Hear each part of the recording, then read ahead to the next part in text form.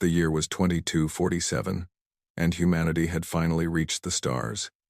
After 200 years of slow progress, Earth had built ships that could travel between solar systems. It was a proud moment for the human race. They were no longer trapped on one small planet. The universe was open to them. The exploration vessel Horizon was the pride of Earth's fleet. It carried 2,400 people, including scientists, engineers, soldiers, and families. Their mission was simple.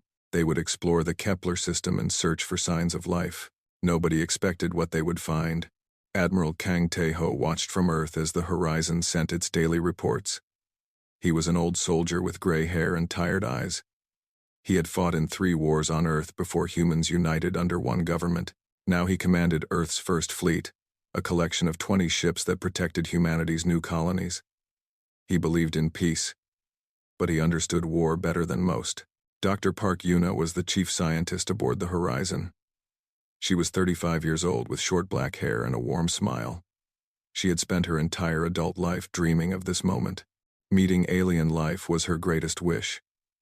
She had prepared speeches in 12 different mathematical languages, hoping to communicate with whatever they might find. Captain Lee Dae-soo served as the tactical officer on the Horizon. He was a quiet man who rarely smiled. He had lost his wife and daughter in the Pacific War 20 years ago. Before Earth united, he joined the space program because he had nothing left on Earth. He did not share Dr. Park's excitement about aliens. He only trusted what he could see and what he could fight. The Horizon entered the Kepler system on a Tuesday morning, Earth time. The crew was eating breakfast when the sensors detected something impossible. There were ships ahead. Not human ships. Alien ships. 12 of them. Arranged in a perfect formation. Dr. Park Yuna ran to the bridge with tears in her eyes. This was the moment humanity had waited for. First contact with intelligent alien life. She immediately began broadcasting friendship messages in every format she had prepared. The alien ships were beautiful and terrible. They were silver and shaped like long needles. Much larger than the Horizon, they moved with a grace that human ships could not match. The technology gap was obvious to everyone watching. Captain Lee Dae-soo did not like what he saw. The alien ships were not responding to the friendship messages. Instead, they were slowly surrounding the Horizon. It was a military formation. He had used similar tactics himself during the wars on Earth. "They are not here to talk," he said quietly to the captain of the Horizon. "We should leave." But the captain disagreed. This was too important. Humanity could not run away from first contact because of fear. They had to try. After 3 hours of broadcasting, the aliens finally responded. A holographic image appeared on the bridge of the Horizon. The alien was tall and thin, with pale blue skin and 4 arms. Its eyes were completely black, like deep holes in its face. It wore golden armor covered in symbols that nobody could read. "I am Commander Velthos of the Galactic Ruling Council," the alien said. Its voice was cold and mechanical, translated by some unknown technology. "Your species is designated Primitive Race 4722. You will surrender your vessel and submit to Council authority. Your planet will provide tribute and labor as required." "This is not a negotiation." Dr. Park Yuna stepped forward. Her hands were shaking, but her voice was steady. "We come in peace," she said. "We are explorers. We want friendship between our peoples. We can share knowledge and culture. There is no need for surrender or tribute." The alien stared at her for a long moment. Then it made a sound that might have been laughter. "Peace? Friendship? You do not understand your position, primitive. The Council has ruled this galaxy for 80,000 years. We have conquered 12,000 species. You are nothing. You are insects. You will kneel, or you will die." Captain Lee Dae-soo moved closer to Dr. Park. His hand was on his weapon. "And if we refuse?" he asked. The alien tilted its head. "No primitive species has ever refused. Your question is meaningless." Dr. Park tried again. She talked about human history, about art and music and love.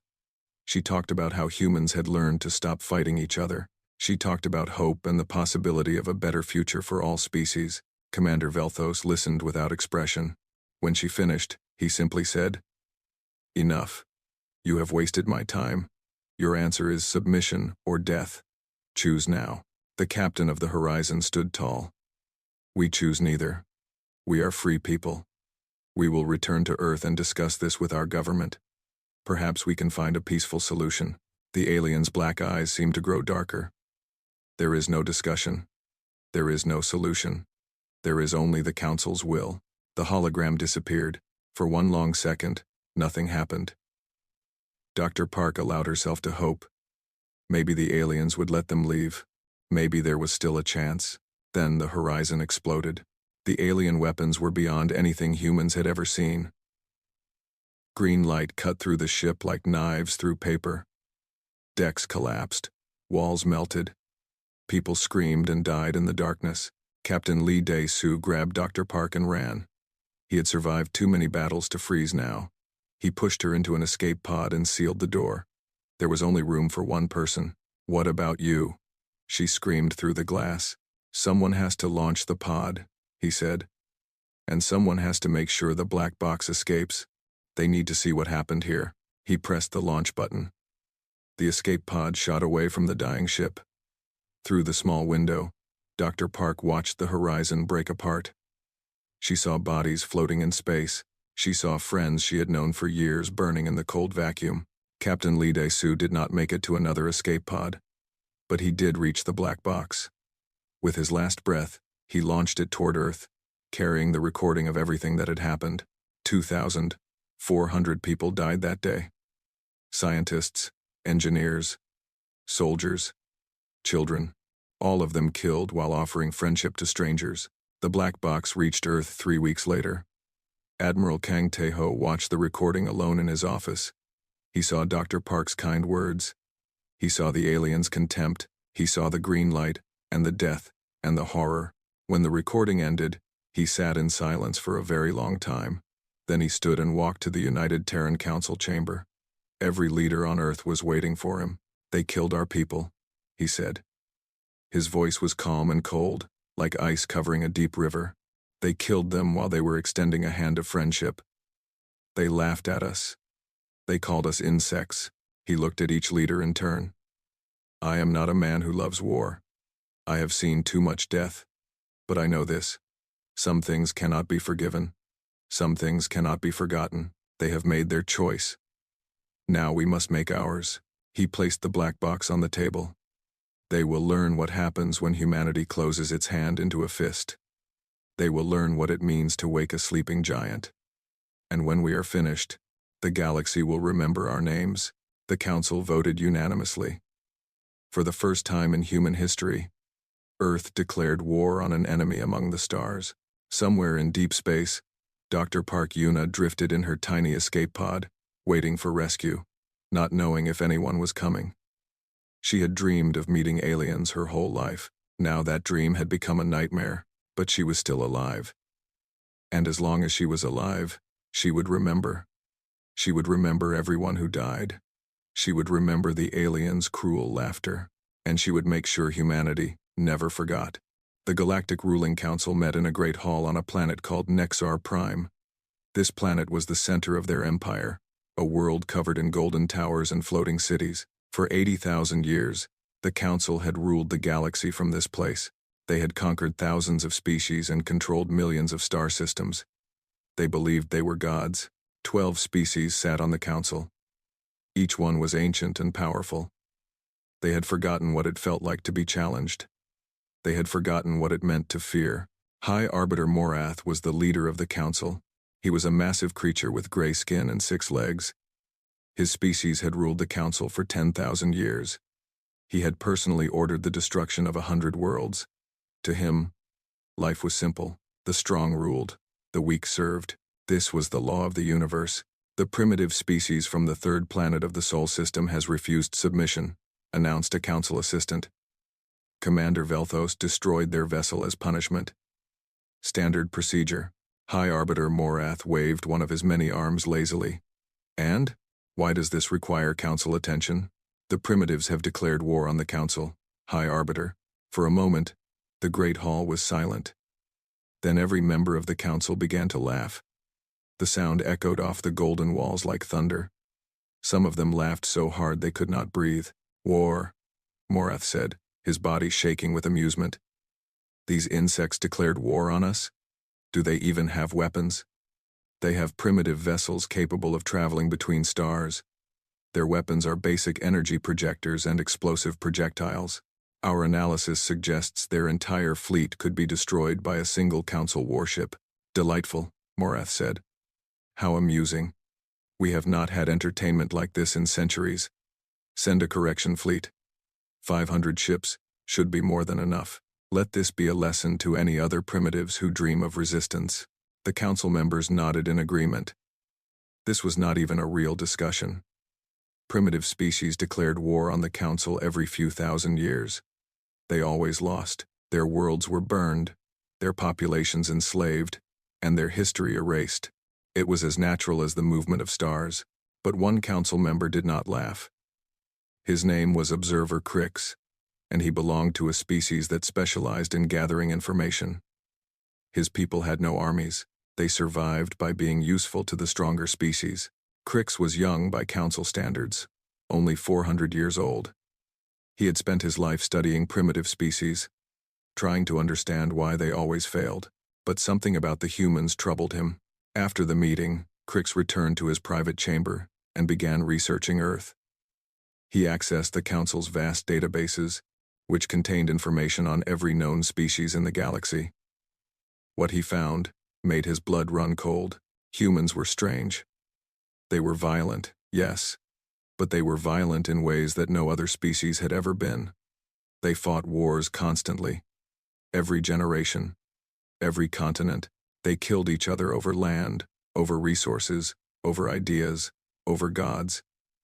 Their history was written in blood, but here was the strange part. They never destroyed themselves.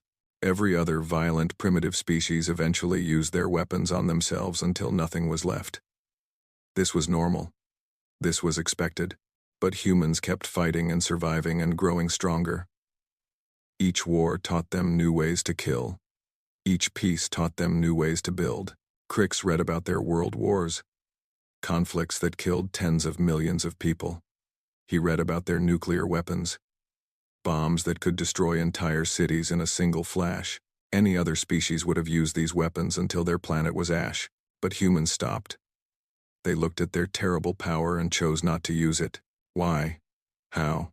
He read more. He learned about their scientists, who turned weapons of war into tools for peace. He learned about their artists, who created beauty even in the darkest times. He learned about their soldiers, who would die for people they had never met. And he learned the most terrifying thing of all. Humans did not surrender. In their entire history, no human nation had ever truly surrendered and accepted permanent defeat. They would lose battles. They would lose wars. But they would always rise again. They would always fight back. Crix requested an emergency meeting with High Arbiter Morath. The old creature was annoyed at being disturbed, but he allowed Crix to speak. High Arbiter, I believe we have made a serious error, Crix said. His voice was trembling. These humans are not like other primitive species. They are different. They are dangerous, Morath snorted. Dangerous? Their technology is thousands of years behind ours. They are infants playing with sticks and stones. Yes, their technology is primitive, but their nature is not. Crix projected images into the air. Battles from human history. Cities burning. Soldiers charging into certain death.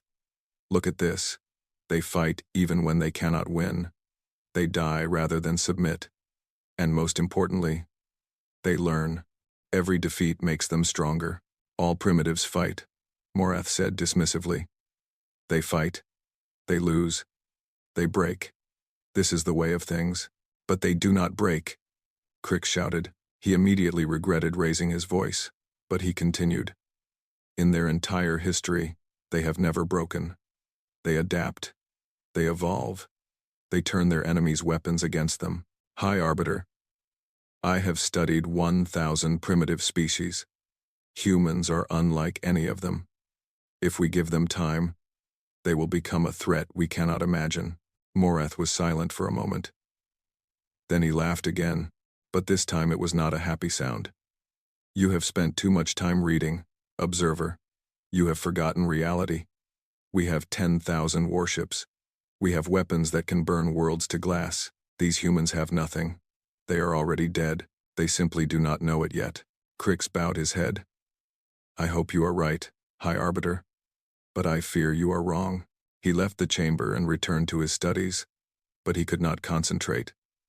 Something dark was growing in his mind, a feeling he had never experienced before, fear. Meanwhile, on Earth, something impossible was happening.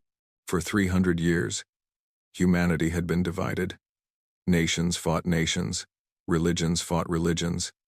The rich fought the poor. Even after forming a united government, old hatreds remained beneath the surface. But when the recording from the horizon played on every screen on Earth, everything changed. People watched their fellow humans die. They heard the aliens' contemptuous words. They saw the green light and the burning bodies. And something inside them shifted. Within 72 hours, every nation on Earth had pledged full support to the war effort. Old enemies shook hands. Ancient grudges were forgotten. Politicians who had spent their lives fighting each other now sat together, planning humanity's survival. Factories that had been closed for decades reopened. Scientists who had retired returned to their laboratories. Young people who had never thought about military service lined up at recruitment centers. Admiral Kang Tae-ho watched this transformation with amazement. He had fought in wars where humans killed each other over small pieces of land. Now he saw those same humans willing to die for their entire species. This is who we truly are, he said to his officers. When we face extinction, we become one. This is our greatest strength. The aliens do not understand it. They cannot understand it. And that is why we will win. His officers looked uncertain. The reports about the enemy's fleet were terrifying. 500 ships, each one vastly superior to anything Earth possessed. Sir, one officer asked, how can we possibly defeat such a force? Admiral Kang smiled. It was not a happy smile. It was the smile of a man who had accepted death and found freedom in that acceptance. We will fight in ways they do not expect, he said. We will use weapons they believe are too horrible to use. We will sacrifice everything. And when they think we are defeated, we will rise again. This is what it means to be human. We do not surrender. We do not give up. We fight until the very end. He stood and looked out the window at the stars. Somewhere out there, 500 enemy ships were coming to destroy his world. His people, his children, they think they are coming to conquer insects, he said quietly. They will learn they have awakened a monster. On Nexar Prime, Observer Crix watched the correction fleet depart for Earth. 500 silver ships, each one carrying enough firepower to glass a continent. He whispered to himself in the darkness of his chamber. We have made a terrible mistake. And we will pay for it in blood. But nobody heard him. Nobody listened. The galaxy was about to learn a lesson it would never forget. 6 months passed. The correction fleet traveled through the dark spaces between stars, moving toward Earth with absolute confidence. Commander Velthos led the fleet from his flagship, dreaming of the glory he would earn by crushing the primitive humans. He had destroyed 100 worlds in his career. Earth would be just another trophy. On Earth, humanity worked without rest. Factories operated 24 hours a day.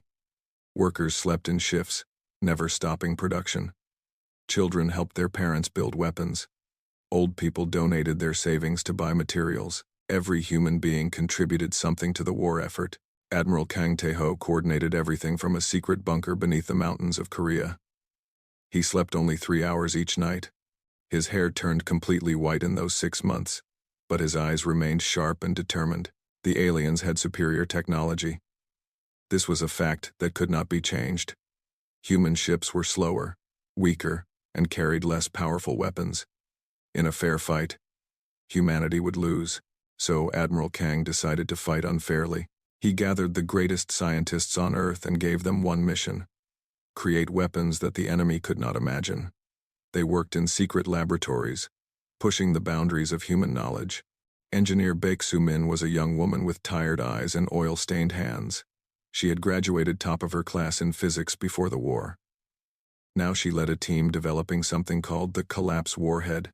This weapon would create a tiny black hole that existed for only a fraction of a second. In that moment, it would consume everything nearby. "This weapon is dangerous," she told Admiral Kang. "We do not fully understand it. The black hole could grow out of control. It could destroy our own ships. It could destroy Earth. Can it destroy the enemy?" Admiral Kang asked. "Yes. Nothing can survive it." "Then build it." Lieutenant Commander Choi Hana trained fighter pilots in the deserts of Australia. She was a small woman with a fierce spirit. Before the war, she had been a racing pilot, flying small ships through dangerous courses for entertainment. Now, she taught humans how to die. Her training was brutal. Pilots learned to fly their ships directly into enemy vessels at maximum speed. They practiced maneuvers that would destroy their own bodies with the force of acceleration. They memorized patterns designed to confuse and frighten the enemy. "You will not survive these attacks," she told her students on the first day. "Most of you will die within the first minute of combat. The question is not whether you will live.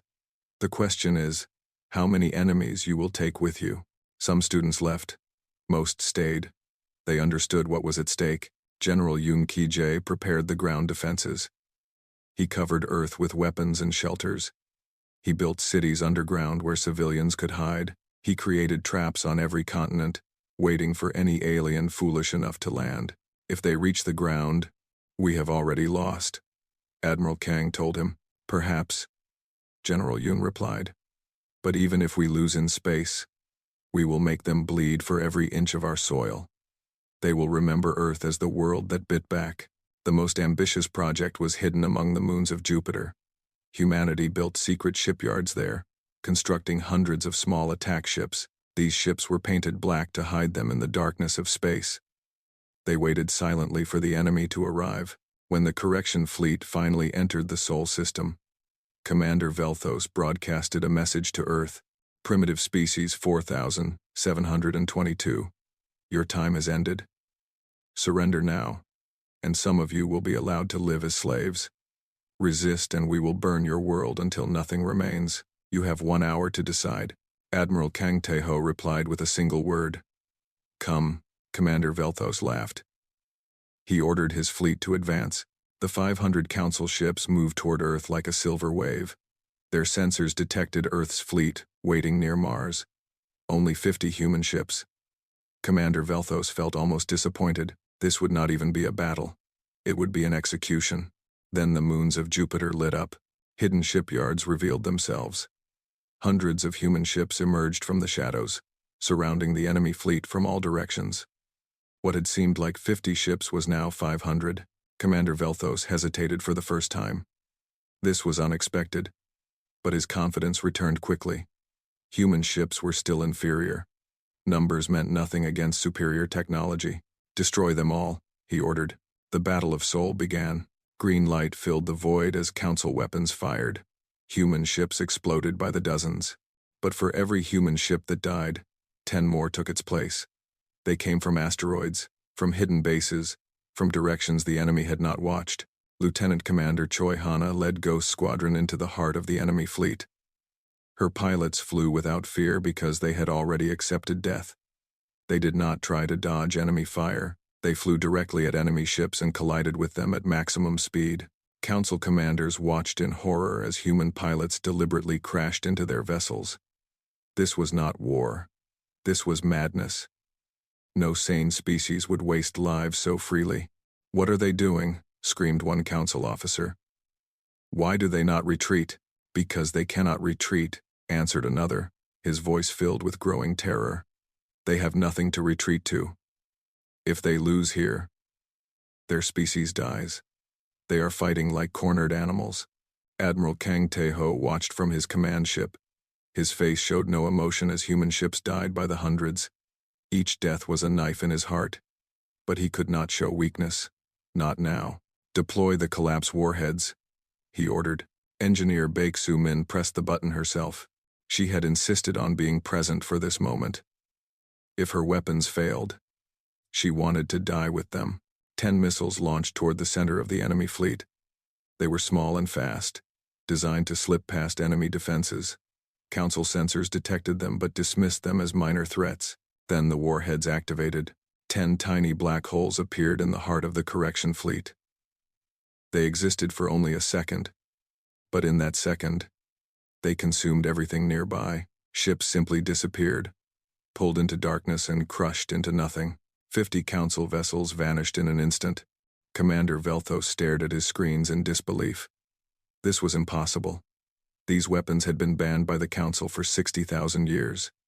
They were too dangerous, too unpredictable. No species used them because no species was willing to risk the consequences. But humans used them. Humans did not care about the risks. They are insane, Commander Velthos whispered. They are truly insane. The battle continued for 12 hours. Human losses were catastrophic. For every Council ship destroyed, 10 human ships died. But humans kept coming. Reserves arrived from hidden bases. Wounded pilots returned to their ships and flew again. Dead crews were replaced by volunteers who had never touched a spacecraft before. Captain Choi Hana was shot down 3 times. Each time she survived the crash, found another ship, and returned to battle. Her final attack was a direct collision with a Council command ship. She died with her hands on the controls and a smile on her face. When the battle finally ended, the correction fleet was destroyed. Of 500 Council ships, only 12 escaped. They fled into deep space, carrying stories of horror back to Nexar Prime. Humanity had won. But the cost was terrible. 300,000 soldiers died in a single day. Wreckage filled the space around Mars. Earth's fleet was shattered, reduced to less than 50 operational ships. Admiral Kang Tae-ho ordered his soldiers to capture a wounded Council commander. They brought the alien to the Admiral's ship in chains. The creature was bleeding from many wounds, but it still looked at humans with contempt. "You have won nothing," the alien said. "The Council will send more ships. Thousands of ships. You cannot defeat us all." Admiral Kang leaned close to the alien's face. "You killed 2,400 of our people on the horizon. Today we killed 2.4 million of yours. Send your message to the Council. Tell them we are coming. Tell them we are not finished." The alien was released in a small escape pod. It carried one message back to Nexar Prime. Humanity is not a species to be conquered. Humanity is a species to be feared. On Earth, people emerged from their shelters and looked up at the sky. They had survived the first battle. They had proven that humans could fight gods and win, but Admiral Kang knew the truth. This was only the beginning. The Council would return with more ships and more weapons. Earth could not survive another battle like this one, so they would not wait for the next attack. They would bring the war to the enemy. They would make the Council remember the name Earth until the end of time. 2 years after the Battle of Seoul, humanity shocked the galaxy again. They did not hide behind their defenses and wait for the next attack. They built a fleet and went hunting. The Pale Fleet was born from desperation and rage. 200 warships, painted white like bones, crewed by volunteers who knew they would never return home. Each crew member had signed a document accepting death. They had no families waiting for them. They had only hatred for the Council and love for Earth. Captain Shin Woo-jin commanded the fleet from the stealth carrier Vengeance. He was a thin man with a scar across his face from the Battle of Seoul. He had watched his brother die when their ship was destroyed by Council weapons. He had floated in space for 6 hours before rescue arrived, surrounded by the frozen bodies of his crewmates. He did not sleep well anymore. But he did not need sleep. He only needed revenge. The Pale Fleet did not fight like a normal military force. They did not capture territory or destroy enemy bases. They hunted. They appeared from nowhere, struck fast and hard, and disappeared before the enemy could respond. Supply lines were their favorite targets. Council species needed special food and water from their home worlds. Captain Shin attacked the ships carrying these supplies, leaving entire planets to starve. He destroyed communication stations, cutting the Council off from its distant colonies. He planted bombs on trading vessels that exploded weeks later. Far from the original attack, the Council had never faced an enemy like this. Their previous wars had been simple. Two fleets would meet, fight, and the stronger fleet would win. But humans refused to fight fairly. They used tricks and traps and deceptions. They turned the Council's own technology against them. Intelligence Officer Namunbi was the most dangerous human in the galaxy. She was a small woman with a gentle face who spoke 12 alien languages fluently. Before the war, she had been a translator at a university. Now she was a spy. She traveled through Council space disguised as a traitor, gathering information about enemy weaknesses. She learned that many species under Council rule were not loyal. They had been conquered thousands of years ago and forced to serve. They hated the Council but were too afraid to resist. Nam Unbi gave them hope. She carried a simple message to every planet she visited. The Council bleeds. They can be killed. Earth fights alone, but Earth is winning. Rise with us, and together we will be free. On 100 worlds, slaves began to whisper her words. Resistance movements formed in the shadows. Workers sabotaged Council equipment.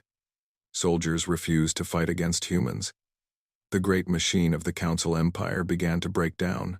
Observer Crix watched these developments from Nexar Prime with growing despair. Everything he had predicted was coming true.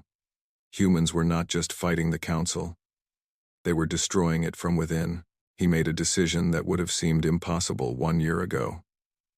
He contacted the Pale Fleet and offered to betray the Council. Captain Shin Wujin was suspicious at first. Why would a Council member help humanity? It could be a trap. I have watched 1,000 species face the Council, Observer Crix explained through a secret communication channel. I have seen them fight and fail and break, but your species does not break. You adapt, you survive, you grow stronger with each battle. I have calculated the probable outcomes of this war. In every scenario, humanity eventually wins. Then why help us now? Captain Shin asked. Why not wait for our victory? Because if I wait, I will be on the losing side when the end comes. I want to survive, and I believe. He paused, as if the words were difficult to say. I believe you are right to fight. The Council is corrupt. We have ruled through fear for too long. Perhaps it is time for something new. Observer Crix provided information that changed the war. He revealed the locations of secret Council bases. He explained the weaknesses of Council technology. He identified which species could be convinced to rebel. With his help, the Pale Fleet became even more deadly. They destroyed 3 Council shipyards in a single month. They liberated 2 enslaved species who immediately joined the war against their former masters. They killed 7 Council commanders, spreading terror through enemy leadership. Back on Earth, the population worked harder than ever. Admiral Kang Tae-ho coordinated the war effort, while also building a new fleet. Humanity learned to copy Council technology and improve it. Human ships became faster and stronger with each generation. Dr. Park Yuna, who had survived the destruction of the Horizon in her escape pod, now led Earth's diplomatic efforts. She had spent months in a Council prison after being captured, experiencing firsthand the cruelty of the aliens. She had been tortured for information about Earth's defenses. She had watched other prisoners die, but she had also survived. She had escaped during a rebel attack on the prison planet, and she had returned to Earth with valuable knowledge about Council society. They are not as unified as they appear, she reported to Admiral Kang. The 12 ruling species hate each other almost as much as they hate us. They stay together only because they fear what happens if they separate. If we can break that fear, if we can show them that the Council is weak, they will turn on each other. Admiral Kang nodded slowly. Then we need a victory so complete that no one can deny it. We need to break their faith in the Council forever. The opportunity came sooner than expected. The Council, desperate to end the human threat, assembled the largest fleet in 50,000 years. 10,000 warships from every Council species gathered at a region of space called the Nexar Void. They called it the Grand Armada. Their plan was simple. They would travel to Earth with overwhelming force and destroy the planet completely. No survivors, no mercy. Humanity would be erased from history, and the galaxy would forget they ever existed. High Arbiter Morath himself commanded the Grand Armada. He was old and tired, but his hatred for humanity had given him new energy. These primitive insects had embarrassed the Council. They had shown the galaxy that the Masters could be hurt. For this crime, they would pay the ultimate price. When we reach Earth, he announced to his commanders, we will not accept surrender. We will not take prisoners. We will burn their planet until the oceans boil and the mountains melt. Every human being will die. Every record of their existence will be destroyed. 1,000 years from now, no one will remember that they ever lived. The Grand Armada departed for Earth. On the Vengeance, Captain Shin Woo-jin received the news from Observer Crix. 10,000 ships, the largest force the Council had ever assembled. Can we defeat them? He asked Admiral Kang through a long-distance communication. The Admiral was silent for a moment. Then he smiled, and it was the most terrifying expression Captain Shin had ever seen. No, Admiral Kang said. We cannot defeat 10,000 ships in normal combat, so we will not fight normal combat. I have a plan, Captain. It is terrible. It is cruel. It may cost us our souls. But it will work. What do you need me to do? Bring the Pale Fleet home. The final battle will be fought near Earth, and when it is over, the galaxy will never forget what humans can do. When we are pushed to the edge, Captain Shin ordered the fleet to turn around. Behind him, the fires of rebellion spread across a dozen worlds. Ahead of him, the Grand Armada moved toward Earth like a silver tide.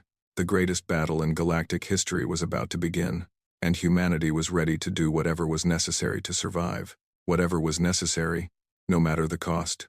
The Nexar Void was a region of empty space between galaxies where no stars shone. It was here that Admiral Kang Tae-ho chose to make humanity's final stand. The darkness seemed appropriate for what was about to happen. The Grand Armada arrived first. 10,000 council ships spread across the void like a silver ocean. Their formation was perfect, their weapons charged, their commanders confident. High Arbiter Morath sat on his throne at the center of the fleet, surrounded by the most powerful warships in the galaxy. Where are the humans? He demanded. They should be cowering on their planet, waiting for death. His sensors showed nothing. The void was empty. Then, slowly, human ships began to appear from hidden positions behind asteroids and debris fields. 400 vessels, each one painted white like the Pale Fleet. They formed a single line facing the Grand Armada. Morath laughed when he saw the numbers. 400 against 10,000? They have come to die.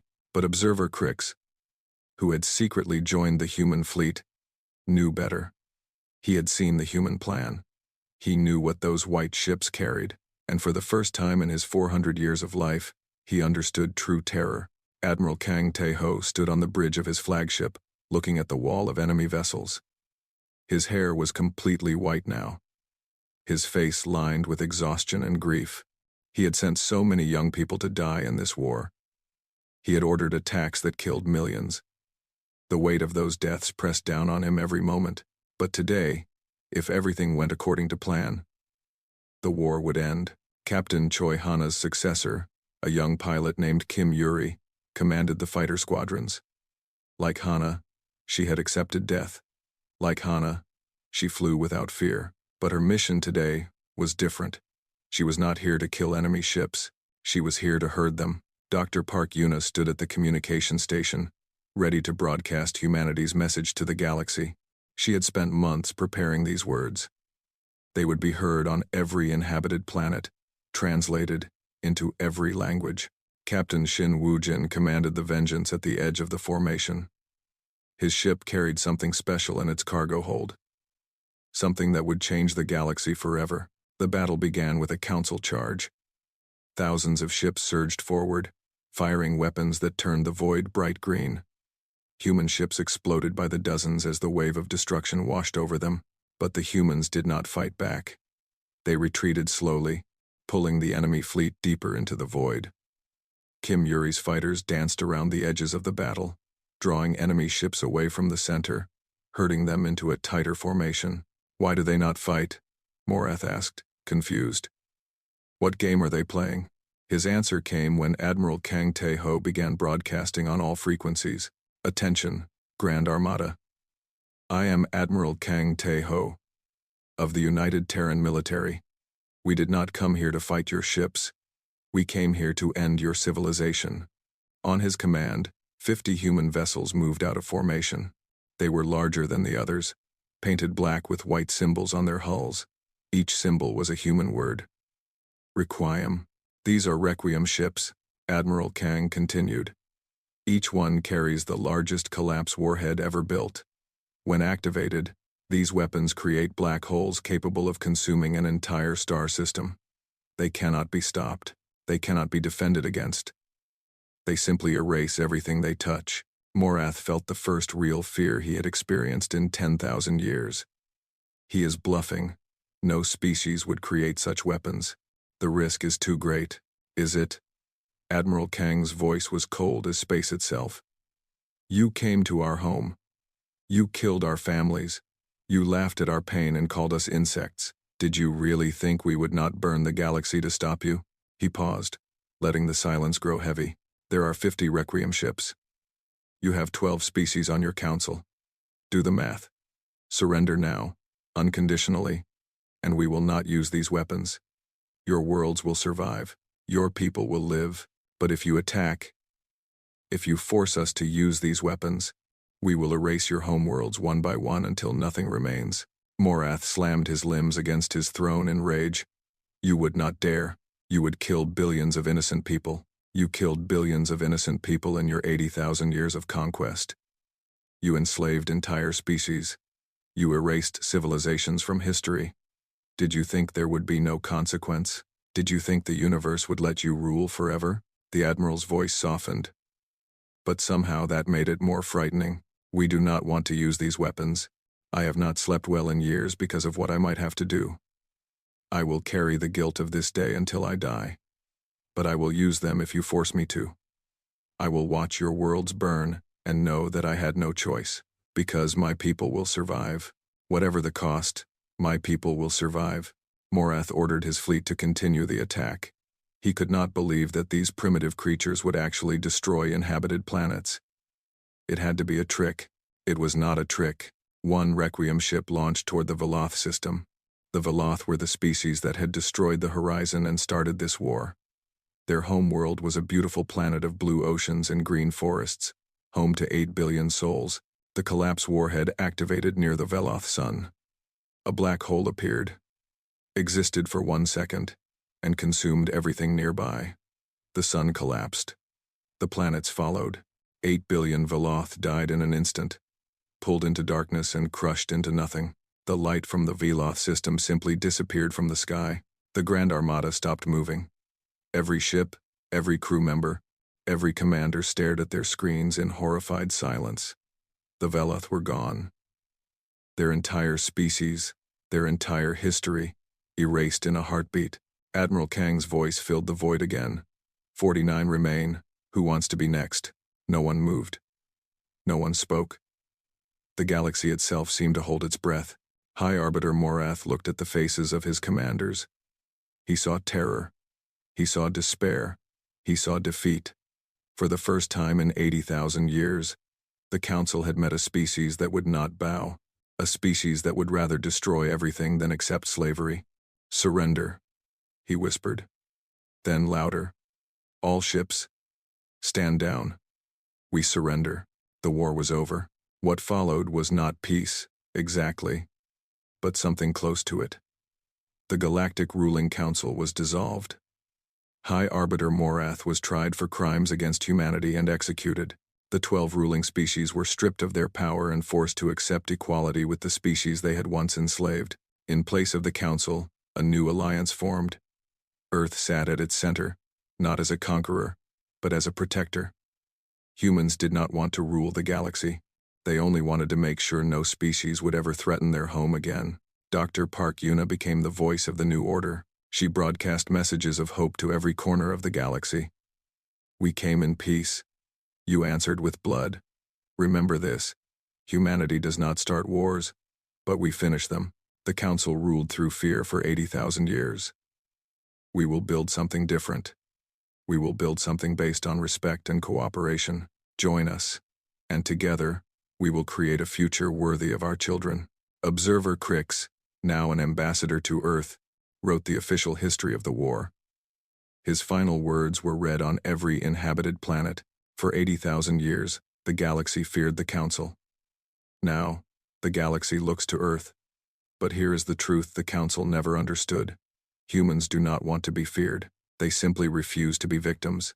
They fight not because they love war, but because they love their families, their friends, their world. And when you threaten those things, when you push humanity to the edge, they become something the universe has never seen before. They become a force that cannot be stopped. 10 years after the war, Admiral Kang Tae-ho stood on the bridge of his ship one last time. He was old now, his body failing. He had spent his life fighting, first against other humans, then against the galaxy itself. He was tired. A young officer approached him. "Sir, do you regret what we did? The Veloth? 8 billion people?" The Admiral was silent for a long moment. Through the window, he could see Earth turning slowly against the stars. His home. The world he had saved. "I regret that they made it necessary," he said finally. "I regret every death, human and alien alike. I will carry those deaths with me into whatever comes after this life. But I will never regret protecting our people. I will never regret making sure that humanity survives." He looked at the young officer with tired eyes. "Let this be a lesson the galaxy never forgets. Earth does not forgive. Earth does not forget. And Earth does not lose. We are not cruel. We are not evil, but we will do whatever is necessary to protect our own. Whatever is necessary." He paused, watching a ship carrying colonists depart for a distant star system. Humans spreading across the galaxy, building new homes, creating new futures. "They wanted us to kneel," he said softly. "They made us remember why their ancestors feared the dark." The ship carried him home one last time. He died 3 months later, surrounded by family, at peace with his choices, and the galaxy remained silent.